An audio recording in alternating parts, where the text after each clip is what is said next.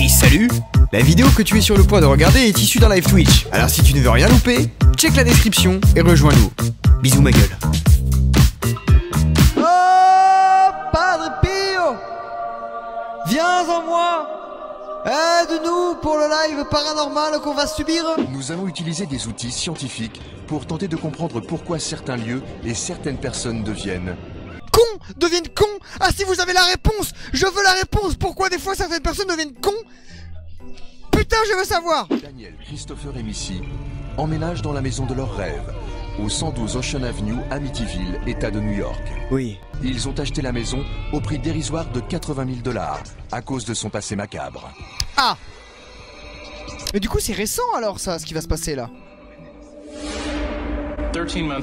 13 mois avant, 6 membres d'une même famille, les deux féaux.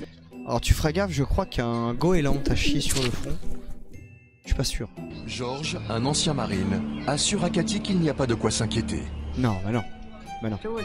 Il y a eu 1000 morts dans cette baraque à cause de Satan, mais il n'y a pas de quoi s'inquiéter, bien sûr. Bien évidemment. Il a senti une présence, une force. Oui. Et il a entendu quelqu'un dire « Allez-vous-en ». Ah bah oui, mais alors, alors, si moi un fantôme m'enferme dans une pièce, si tant est que ça arrive un jour, mais... Il a fermé la porte. Il a fermé la porte. Voilà. Si un fantôme m'enferme dans une pièce et me dit « Barrez-vous », je lui dirais « Mais je veux bien, connard ! Tu crois que parce que t'es mort, ça te donne tous les droits? Tu me demandes de partir et tu fermes la porte derrière moi, comment tu veux que je m'en aille? Ah, la porte est fermée, la porte est fermée. Sac à merde. T'es mort et tu fais chier le monde, abruti. » De son côté, pour une raison étrange, George se réveille régulièrement à 3h15 du matin. Ah. Avec le sentiment d'une présence dans la maison. Ouais, c'est généralement l'heure à laquelle je me couche. Et je sens jamais de présence. Je m'endors toujours seul, profondément seul. J'aimerais bien qu'un fantôme me tienne compagnie, je me sentirais moins seul. Ça débute par petites touches, et vous pensez que vous devenez fou. Si vous n'y faites pas attention, ça s'atténue.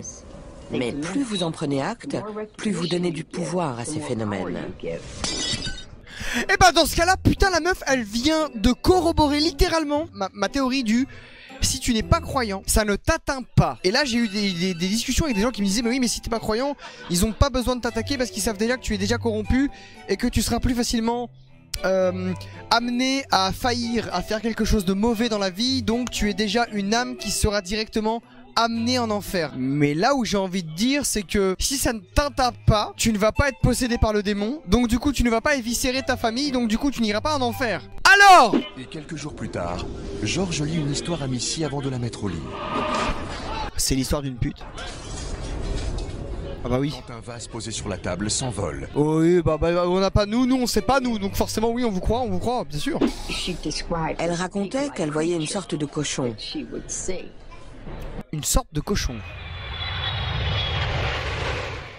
Un cochon fantôme télépathe. Elle lui faisait la conversation et le fauteuil à bascule se balançait tout seul.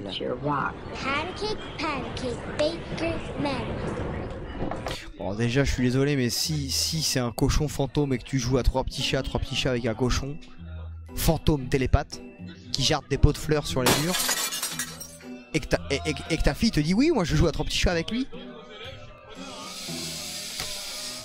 j'ai le choix, soit j'appelle un exorciste, soit j'envoie ma gamine directement dans un aspect en fait. C'est ça le truc, c'est que j'ai pas deux possibilités plus développées que ça en fait, j'ai que ça sous la main.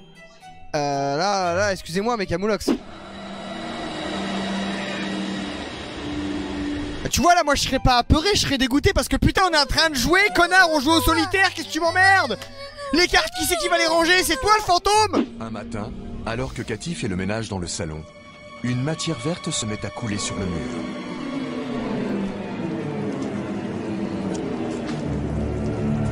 Mais pourquoi vert déjà? Qu'est-ce qui se passe? Attends, quoi? Parce que ça c'est la tête de quelqu'un qui voit du verre qui coule sur les murs.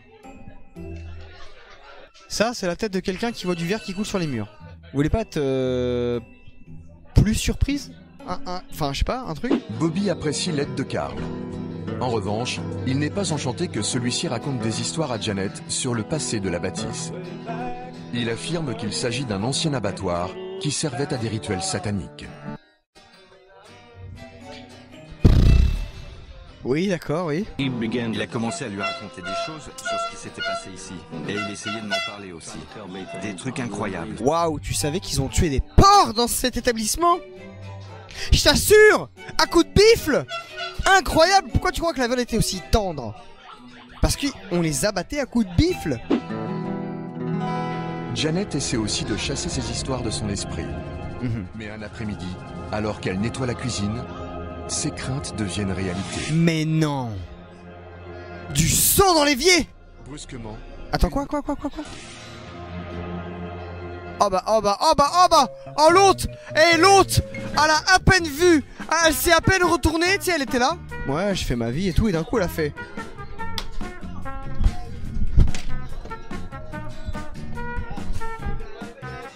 Arrête madame, arrête un petit peu là.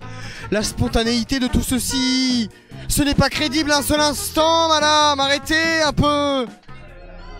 Brusquement, une main invisible la saisit par le cou et plonge sa tête dans l'évier qui est en train de se remplir de sang. Dame Nature, pas maintenant. Non mais ça c'est des règles douloureuses ça. Je t'apporte ton cadeau mensuel, chérie, tes règles. Non mais si, en fait les règles douloureuses, ça crispe tellement la région abdominale que ça te cambre vers l'avant. C'est la douleur elle te cambre vers l'avant. Elle a pas compris en fait, ça lui a tellement traumatisé la tronche d'avoir ces règles qu'elle a vu son reflet dans l'inox de l'évier. Et de suite, les règles sont venues dans l'évier comme ça, par le trou là, tu vois, l'évacuation. Et elle a cru que ça l'envahissait elle. Et la crise a fait que ça l'a penché vers l'avant. Et voilà, point, fin de l'histoire. Moi je te résous tous les problèmes, y a pas de problème en fait. S'il y a une solution, y a pas de problème. Carl libère la jeune femme, mais quand il regarde l'évier... Bah je suis désolé si c'est une force satanique qui appuie ta femme vers l'évier. D'où ce bel et faible à queue de cheval blonde peut réussir à la sortir du truc. Comment il fait? C'est quoi, c'est cette chevelure blonde qui fait que ça marche? 2 jours avant l'inauguration officielle du bar, Janet remonte de la cave, quand soudain, elle sent une présence dans l'escalier. Mais c'est toujours la bonne femme qui a un problème. Il y a des ordres. Est-ce que c'est pas elle le problème du coup? Il y a que elle qui ressent les trucs. Bobby a dû l'emmener à l'hôpital. Oh la pauvre, elle s'est foulée la cheville et le poignet. Merde, elle pourra pas finir la vaisselle. Ah puis il y en avait pour 2 semaines de vaisselle là, parce qu'on a fait raclette avec les voisins là, lors d'un bœuf country pour Jésus. Voyez où j'en suis maintenant. Merde alors. Oh fais chier ça, c'est con ça, non merde. Parce que le fromage il va sécher dans le plat là. Va falloir gratter avant de nettoyer, merde. Oh fais chier hein. Janet était enceinte de 5 mois et demi. Ah. Et elle a accouché 2 jours plus tard. Shonda ne pesait que 900 grammes. Les docteurs nous ont dit que ses chances de survie étaient de 10%. Bah ça reste une chance. 10% c'est pas zéro hein. Si on part sur une théorie de Binding of Isaac, comme dirait Mister MV, Salutations YouTube. 10% c'est 100%. L'heure est grave. Bah oui. Heureusement, le bébé survit. Bah voilà. 10% c'est 100%. La théorie de Binding of Isaac, elle s'applique, y a pas de problème. Mon Dieu, je suis un mauvais acteur. Je me réveille tous les jours à 3h15 parce que je suis un mauvais acteur. Et je repense à toutes ces années que j'ai gâchées pour finir dans un reportage que personne ne regardera. Merde! Tout à l'heure, nous mettrons cette théorie à l'épreuve avec l'aide de 4 cobayes qui ont accepté de passer la nuit dans l'une des maisons hantées les plus célèbres du Royaume-Uni. 4 cobayes qu'on ne connaît pas. En fait, il aurait fallu les emmener à Fougeray, les mecs. C'est à Fougeray que tout se passe. C'est à Fougeray qu'il y a le plus d'activités paranormales. Bien sûr, c'est pas en Angleterre ou je sais pas où, les mecs. Arrêtez, arrêtez, arrêtez. Moi, j'y suis allé, je sais la vérité, ok? Il m'en faut beaucoup pour me faire peur. Comme un cri très perçant. Il en faut beaucoup pour me faire peur et tu vas voir que, allez, 10 minutes, il va faire oh, je n'ai jamais eu aussi peur de toute ma vie. En revanche, les esprits frappeurs, appelés aussi poltergeist, auraient un comportement plus offensif. Ah, il lance des pots de fleurs. Ouais, mais si j'ai pas de pots de fleurs parce que j'aime pas les fleurs. Il lance quoi? Ma console. En 1896, une femme du nom de Pearl Bryan, enceinte de 5 mois et demi, a été retrouvée décapitée à 4 km du club de Bobby Mackey. Pourquoi est-ce qu'elle se fait décapiter la meuf là? Elle a pas autre chose à foutre que de se faire décapiter l'autre. Ah franchement elle y met pas du sien hein. La tête de Pearl Bryan n'a jamais été retrouvée. Est-ce qu'on avait envie de la retrouver déjà sa tête? Non parce qu'on nous dit pas tous si la meuf elle était dégueulasse. Et que les gens qui la connaissaient avant qu'elle perde sa tête ils étaient en mode non frère non. Non mais si on a reconnu, on a reconnu son fiac. Ah bah elle a tourné dans le T-car, la meuf là. Bien sûr, Pearl Bryan. On la connaît nous, on la connaît. La meuf elle est cellulosée des pieds à la tête. On a vu son corps, ça suffit, pas besoin on récupère pas la tête. On l'a identifiée. C'est bon maintenant, on passe à autre chose. La tête elle va pourrir dans les bois, Osef. Il y a un sanglier, il a mangé son visage. Il y avait un vieux réduit en briques, comme un coffre-fort ou une cellule de prison. Quand j'ai tourné la tête, j'ai vu 2 pendus à l'intérieur. Aïe. Bon ça va, c'est des cow-boys, c'est pas grave.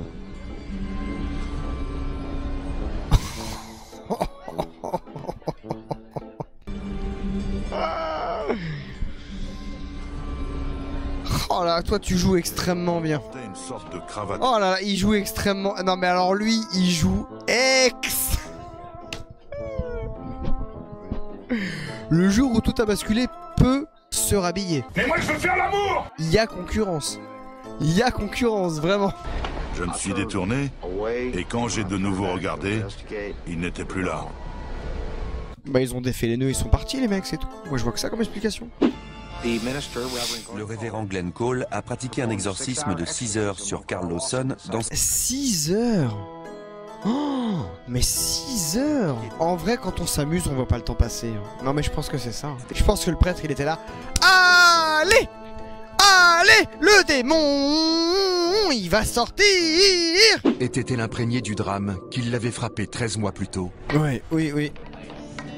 Parce qu'il y a des gens qui jouent au billard dans la maison, fallait pas. Le 13 novembre 74 était un soir comme les autres. Oh, putain mais l'autre avec sa crotte de nez sur le front, il me choque, moi je peux pas le regarder en face. Si le mec il veut que je le regarde en face, moi j'ai l'impression de voir ça. Genre c'est comme si quand je te parle, bah t'as des yeux au-dessus des yeux. Je sais pas comment vous dire. Je pourrais pas le regarder dans les yeux le mec. Jamais de la vie je serais omnubilé par son jumeau avorté sur le front, tu vois. Pennington les conduit au cimetière. Repère favori du fantôme numéro 1, la Dame Blanche. Mais la Dame Blanche, mais va falloir lui dire à un moment donné, arrête de bouger ton cul dans tous les recoins de la planète. Tu nous saoules. Un coup elle est en Angleterre, un coup elle est en Irlande, un coup elle est au Bangladesh, un coup elle est en Normandie. Australie. On a dit... La place de la femme, c'est à la cuisine. Ça suffit d'aller dans tous les recoins de la planète là, c'est chiant merde. On s'y retrouve plus nous. Beaucoup de gens pensent que quand vous marchez dans les jardins la nuit, vous entendez des pas. Peut-être cette jeune fille qui vous suit. Puis si elle te suit, qu'est-ce que tu veux qu'elle te fasse? Un chabit? La première question que vous posez à vos invités le matin, c'est « Avez-vous bien dormi ?» Énormément de gens nous ont dit « Non, très mal. Il y a une gamine qui a pleuré toute la nuit. » On pense qu'il s'agit de Margaret Susan Elizabeth Pennington. Margaret. Juste Margaret, c'est bien. Eleanor décide de se mesurer au fantôme de la fillette. Pour se préparer, elle lit le journal tenu par ceux qui ont dormi dans la pièce avant elle. Pendant ce temps, armée d'un caméscope et d'une lampe de poche, Waouh, il est armé d'un caméscope et d'une lampe de poche. T'imagines le fantôme, il se retrouve devant l'objectif et va faire ah, oh non, arrête, non. Je suis pas prêt, arrête, mince. Jonathan sort du château pour partir à la recherche de la Dame Blanche, juste au moment où l'horloge sonne minuit. La Dame Blanche numéro 876. Mais je me fais peut-être des idées. Non, j'aime pas du tout cet endroit. Elle n'est là que depuis 4 minutes. Je sors d'ici. Et il y a quelque chose qui ne va pas. Il y a quelque chose qui va pas. En lisant quelque chose qui fait peur dans un endroit qui est réputé pour faire peur dans le noir avec une lampe torche. Voilà ce qui va pas. Ni plus ni moins, ça s'arrête là en fait. T'as décidé de toi-même de lire un bouquin où des gens aussi cons que toi et irrationnels que toi ont lu avant d'aller dormir. Espèce de bouffonne, tu t'es mis en condition de peur avant d'aller dormir et tu te plains d'avoir peur. La logique. Allô, y a rien qui cogite là-dedans? T'as lu? Je vous avais pas vu, madame. Eleanor et Jonathan ont tous les deux été effrayés par les portraits. La pièce a eu un impact psychologique immédiat sur vous. On a constaté que le sentiment Ne refais jamais l'accent québécois, c'est pas l'accent québécois, c'est l'accent de style Horse. C'est pas pareil. d'être observé est en rapport avec le nombre de portraits dans la pièce, mais aussi avec la taille de la pièce. Un espace aussi restreint peut vous rendre claustrophobe. Pardon? Un espace aussi restreint? Tu déconnes ou quoi? À Paname, c'est un appartement entier ce qu'on a là. Selon Jason Braithwaite, celui du 17e... Ah, mais c'est Jason Braithwaite qui l'a dit. Non, mais c'est Jason Braithwaite qui l'a dit. Non, mais d'accord. On m'a pas dit, moi, c'était Jason Braithwaite qui le disait aussi. Là. ...siècle est fortement magnétisé. Ah ouais. Quand je m'approche Il est psychologue ou magnétiseur, lui, j'ai pas compris. du lit, l'aiguille fait pratiquement tout le tour. Bidi, c'est l'aiguille, elle fait ça. Bidi. Regarde. Bidi. sert d'une boussole pour montrer que le lit peut faire dévier l'aiguille, qui normalement indique toujours le nord. L'électricité statique, ça vous parle? Est-ce que l'électricité statique, ça vous parle? Non, parce que moi je veux bien, hein, mais à un moment donné, tu vas pas me faire croire que la boussole elle est en mode dab. Parce que fantôme. Je dab parce que fantôme. Non, électricité statique, connard, de quoi tu me parles? Il y a un sommier en fer, très différent des lits modernes. Selon Jason Braithwaite, les champs magnétiques autour du lit sont si complexes qu'ils peuvent provoquer des hallucinations.